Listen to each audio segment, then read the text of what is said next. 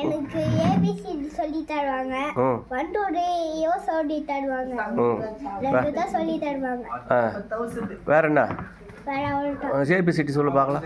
A B C D E F G H I J K L M N O P Q R S T U V W X Y Z.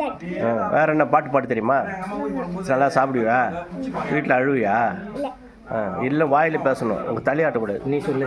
வேற என்ன உங்கள் பாட்டு பாட தெரியுமா? எங்கே உங்கள் school பேர் என்ன? டிஏவி எங்கே இருக்கு? காலையில் எத்தனை மணிக்கு போகிற? ஸ்கூலுக்கு எந்த வழியில் போகிற? நடந்து போறியா, வண்டியில் போறியா?